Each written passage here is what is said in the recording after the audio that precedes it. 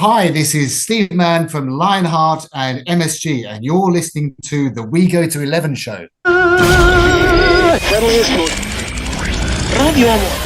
don't you just make 10 louder and make 10 be the top number and make that a little louder? These go to 11.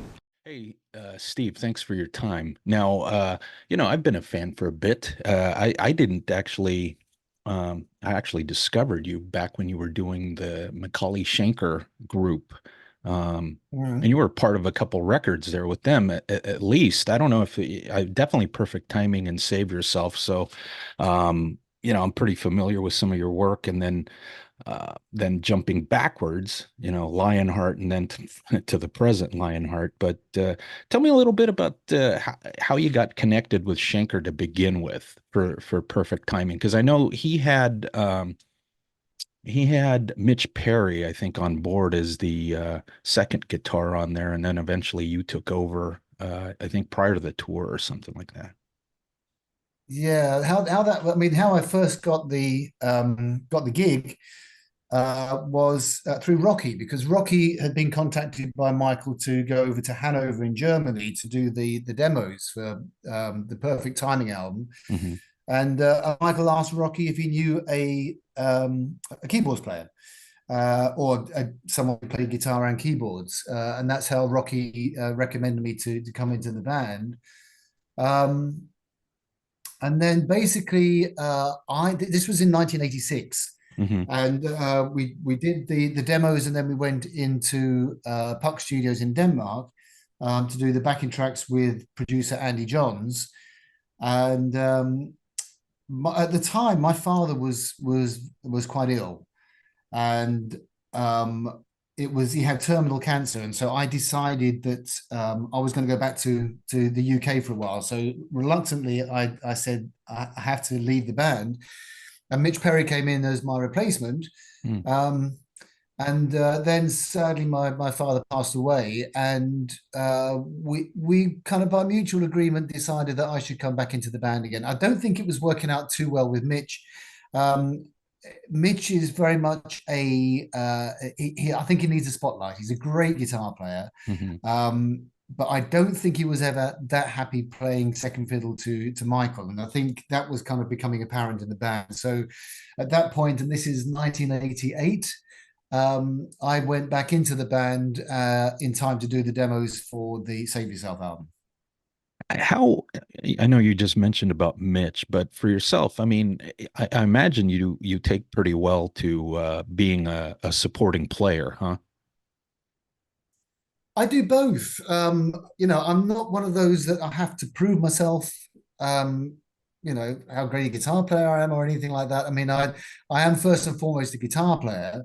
But because I engineer and produce as well, then I'm kind of very much aware of how the song sounds, what the song needs.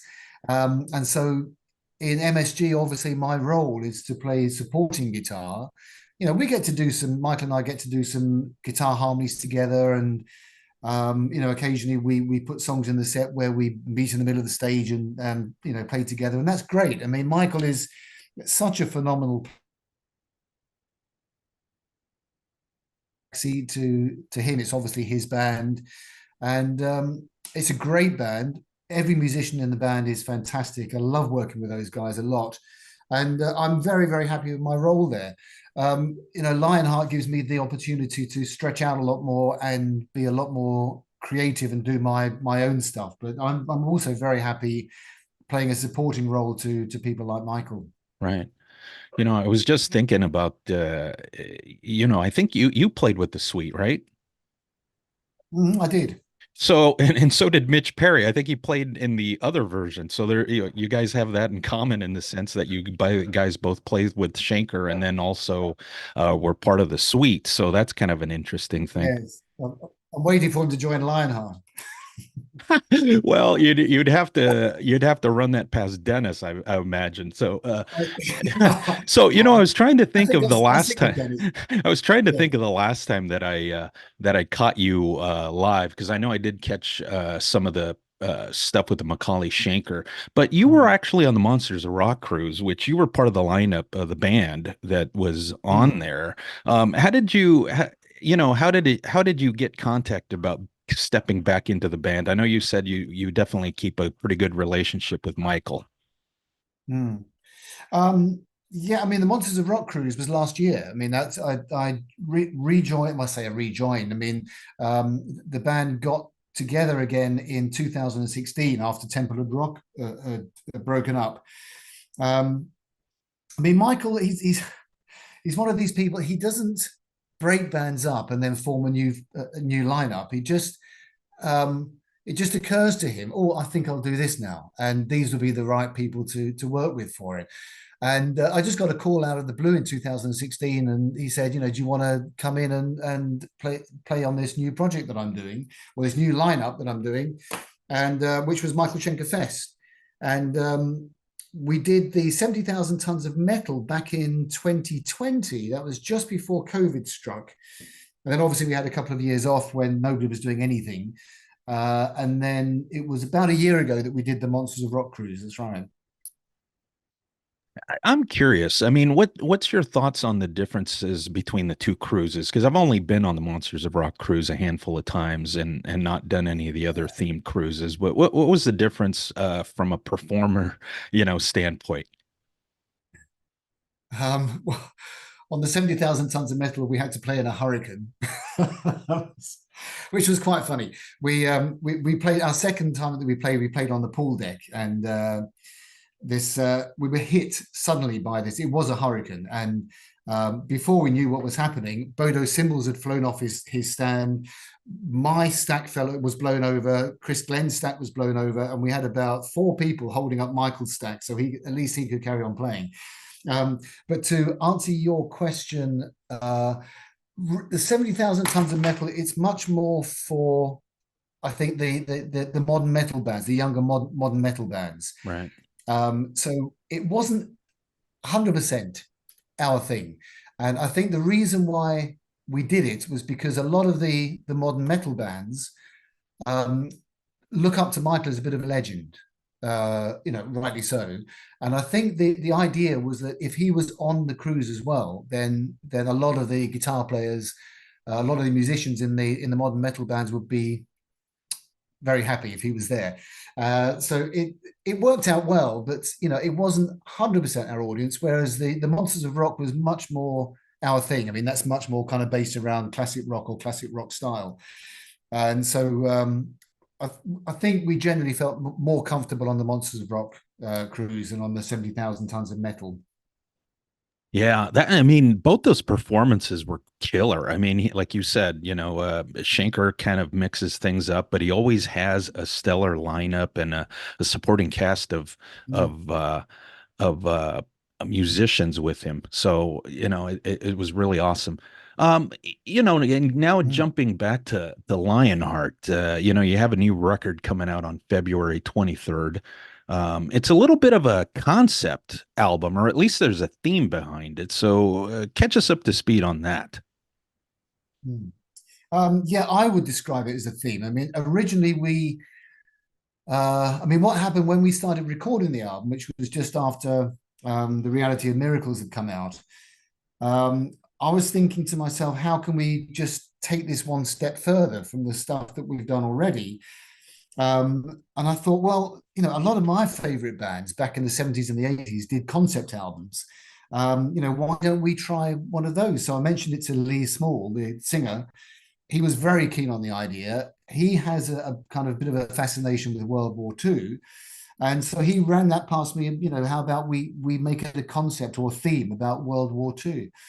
I'd made the point, as long as we don't glorify war in any way, because there's, I think, particularly in the UK, there's a little bit of a kind of, glorification about how the UK and the Allies, won the Second World War. And for me personally, I'm not interested in that. We wanted to show our respect for the people who gave their lives fighting for our freedom, but at the same time, we wanted to convey just how futile, how ridiculous war is as a solution. It's not a solution, and the people who have to fight wars are not the people who start the wars. They can sit in their offices and direct the war. It's the young innocent lads that get conscripted and sent off to the front line that have to suffer. So we really wanted to make it an anti-war album. So that really became our theme, and it was down to Lee, obviously, to write the lyrics. And I love Lee's lyrics anyway. And I think what he came up with for this album, the way he captured the humane side of war, the suffering and the grief, and how people actually experience it. I think he did a fantastic job there, and so I'm very happy with the way the feeling of the album came out. But I would describe it more as a themed album than a concept album. Now, is there any particular either experiences that you had, speaking with people, maybe relatives, family that fought in the war, or what inspired this, theme? Because I think you put a different spin to it as far as, more honoring the people, individuals that fought in the wars rather than glorifying the thing. Yeah, I mean, we're not the youngest in Lionheart, and my father was involved in the D-Day landings. Clive and Dennis and Rocky, for everybody, just about everybody in the band, I think, apart from Lee, who's probably a bit young. But we all have close relatives who are involved in the Second World War. Yeah, my father is kind of quite close to my heart as well, really. He was on the landing craft that were taking the American and the Canadian troops over to Gold Beach in Normandy. And his craft hit a mine at one point. This is in September, a few months after D-Day. And in the rescue operation, he lost a leg. And so it's all kind of fairly close to home for all of us, really. I think we were kind of one generation on from the war. And it was I was born just 11 years after the war finished. So it was really kind of very recent history, I think, for all of us. So we all have a bit of a vested interest in the Second World War. So I think that's why we decided to go with it, because, we felt, if not qualified to talk about it, to at least give our opinions from the point of view that we have relatives, we have parents who were closely involved in it, and we heard a lot of stories from them. Now, are you familiar at all with the band Sabaton? Because they basically have built their career on the whole military history end of things, and they're huge in Europe. They're starting to pick up steam here in the United States. But I'm just curious if you've ever heard of them and what you think. Yeah, I have heard of them. My son is a massive Sabaton fan. And we played with them at a festival a couple of years ago, 3 years ago maybe. And it's not 100% my cup of tea. I love new metal. I love symphonic metal. I love the production values. I listen to a lot of new metal when I'm mixing albums, just as a kind of reference. I like that kind of real presence and power, and the fact that you can hear all the instruments. And Sabaton are no exception there. I mean, I really like the music. I'm not the biggest fan of bands like Sabaton or Manowar, this kind of approach where they seem to be kind of their approach is more from the kind of testosterone side of things. That's kind of most certainly not the approach that we were taking to the subject, and we were trying to take a much more sympathetic view of it. So I don't object to them, but they're not on my playlist.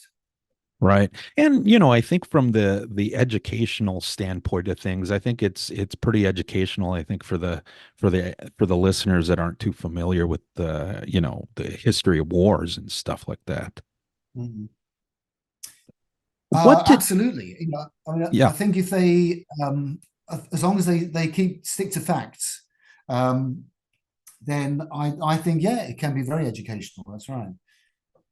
Now, I know you mentioned, that you use some some of the modern bands as a reference. Is there a particular band that you use for reference as far as getting sounds for this particular record, the new record with Lionheart?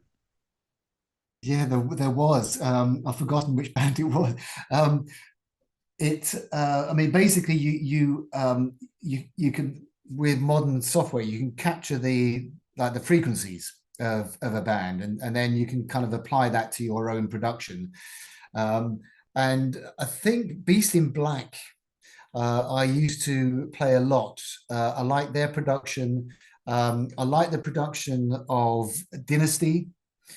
Um, Bands like Battle Beast. These are probably more well known in Europe than they would be in America. I'm not too sure, but Nightwish, another band which I think would be Right. known in America. Yeah. Yeah. Um, they've all at one time or another been references for me. I like sounds where you can turn it up loud and it doesn't hurt your ears.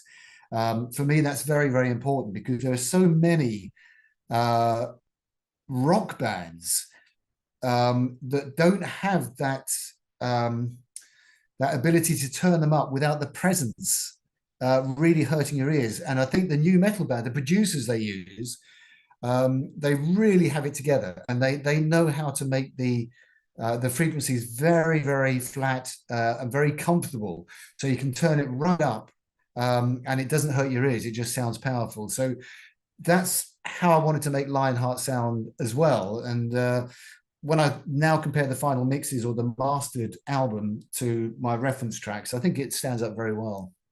Nice.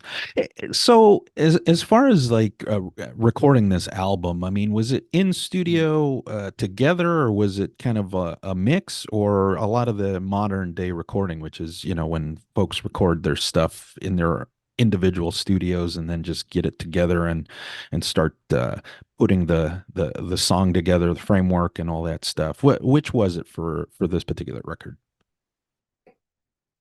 For this particular record, it was the last of those ways because there's a few reasons. One was COVID. COVID obviously meant that we weren't able to get together, so we had to do it in our individual studios. Um, and the second reason was when we were doing the Reality of Miracles, because we were doing it that way over the internet, we got used to doing it that way, and we just found a method that really worked for us. And so when it came down to recording this new album, we thought, well, we might as well, rather than wasting our budget on flights and studios and stuff, let's just do it the way that we did the Reality of Miracles, because that worked out very well. And so each of us went into their own studio, put their stuff down, sent it to me, and I put everything together here. And as long as it works that way, then we're very happy. We would like, obviously, we'd prefer to get together in a rehearsal room, especially when we're writing songs, and put our heads together and just have the feel of playing as a band. But I live in Germany and the other guys live all over the United Kingdom. So we're kind of quite spread around. So it just logistically makes it a bit difficult. So we found a very good way of working over the internet. And so we decided to stick to that.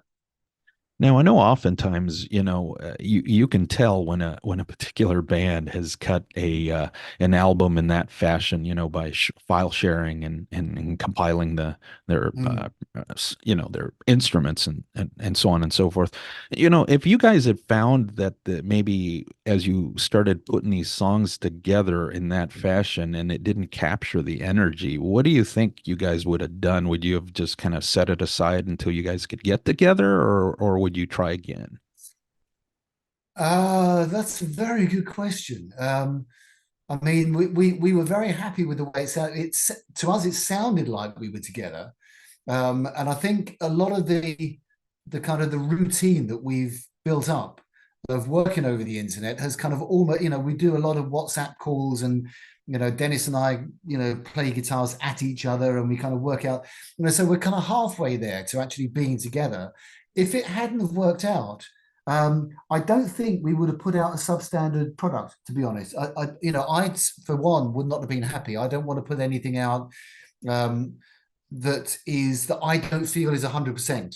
And that's sometimes why it takes so long for me to mix an album as well, is because I'll mix it, put it to one side, go back a week later, listen to it, then I think, this isn't right, that's not right, and I'll put it right. So I really, really would not be happy about putting something out as just being the best that we could do at the time. It would have to be absolutely, not betterable. So I think if we had listened to it afterwards and thought that we can tell that doesn't sound right, then I don't think we'd have put the album out. No. Well, I think in this particular last couple of records you guys have done, I mean, obviously it sounds like you guys are in studio together, so it does capture that energy, which is good. But there are bands that sometimes just go with it and release the album, and it just kind of falls flat. Yeah, we wouldn't do that. I don't think that wouldn't be fair to the band, and that wouldn't be fair to the people that buy the album either. So I think we would. If it hadn't worked out, we wouldn't have put the product out. And I think we would have then said, okay, we have to revisit this. And then I think we would have met up in a studio, and having recorded the album once, we know all the arrangements. So I think we would have probably then, I would have flown to the UK, we would have booked a studio for a week, and we'd have just re-recorded all the tracks.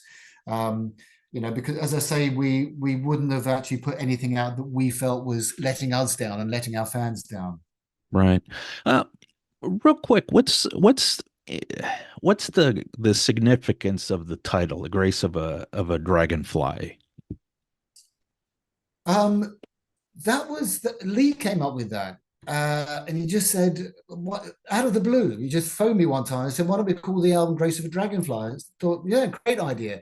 And then he explained why the Spitfire, which was the fighter plane that fought in the Battle of Britain, was nicknamed the Dragonfly, and so it just seemed like a kind of a nice idea to call it the Grace of a Dragonfly. We then found out later that a dragonfly has a significance of spiritual awakening, and a lot of the album, if you listen to the lyrics, are about getting away from war as a way of trying to solve disagreements, and for mankind to awaken into a kind of a much more peaceful period. And we just really like the whole idea of the dragon representing this awakening. And in fact, the album cover kind of represents that. You've got the Spitfires, the old dragonflies, flying over the sky, over London as it happens, and then you have above them you have the dragonfly, which is kind of emulating the Spitfire, but is kind of showing this gracefulness, and as we saw it, this transition to a much more spiritual period, and we really like the meaning behind that. So we knew that people wouldn't get it from the album cover, but then we knew we'd get the chance to explain that in interviews, so I just have. Well, there you go. Hey, thanks for doing that. That's a cool story. I like it. A couple more things, and then I'll cut you loose, Steve. Thank you for your time, and no problem. Pleasure. You're very welcome. So, I think the other thing I wanted to mention, I know there is. I think are you guys going by Lionheart UK, or is it just in the United States? Because I think there's like a. I know we were talking about the cruise bands, and there is an extreme. I think it's a hardcore or extreme band that also have the Lionheart name and stuff like that. So I wanted to get that clarified. Yes, they formed in, I think it was the early 2000s. And yes, they're a hardcore punk band. I mean, the way we see it is that we did actually talk to a lawyer about this, because I mean, they've said nothing to us, we've said nothing to them, and as long as the two bands kind of coexist, then I don't see that there's a problem. But I mean, we formed in 1980, and we spoke to a lawyer about what does that what rights does that give us as far as the name is concerned? And he said that the fact is that because you're recording an album for CBS in 1984, then that is legally now written in stone that Lionheart is the new wave of British heavy metal band, the British band. And so we said, okay, that's good enough for us. And So we've left it at that. I mean, I don't know how active they are these days. I know they have been quite active and they have Right. quite a following, but we exist in our world, they exist in their world, and so far there have been no obvious conflicts. We occasionally get links that link us to them, and we just get those corrected as soon as possible. Right. I know we had a Christmas single out a few years ago called "Mary Did You Know," which was a very kind of sensitive, tender ballad, which we kind of rocked up, and I think that appeared on their Spotify page or something, Oh, jeez. which we kind of found quite funny, Right. because it wasn't in the slightest bit hardcore. But I mean, Sure. as I say, so far they've not spoken to us, we've not spoken to them. We coexist, and so we're just leaving it as it is. Nice. Okay, so I got one more question, and then I'll ask you to do a little bit of a intro for this, so we can tag that on the front end of things. But last question, because I don't know how familiar you are with Spinal Tap, but I'm guessing you are. I mean, I'm sure you've seen the movie. Oh yeah, This channel is We Go to 11. It'll wind up as this interview will be on that channel. I was just wondering if you had a Spinal Tap-esque type story that you could share with us on the tail end of this whole thing, and then we'll wrap things up. yeah. Oh goodness me, there's been many. There was, yeah. I mean, the the only one that pops to mind, and there have been many, and there's probably much better stories than this one. But that's when I was in a band called Liar, and we were supporting UFO back in 1979. They just released the Strangers in the Night album, and the tour finished at Hammersmith Odeon, now called the Apollo, in London, which back then was the gig to play. And so for that gig, our management decided that we should have pyrotechnics. And they said to us, okay, at the end of the last song, these pyrotechnics are going to go off, and make sure that you're back at the back of the stage. And so we thought, yeah, okay, no problem. Of course, went on stage and got to the last song, and I'm playing my solo at the end of the song. And out on the platform at the front, doing my thing to the audience, completely forgot about these pyrotechnics until the end of the solo.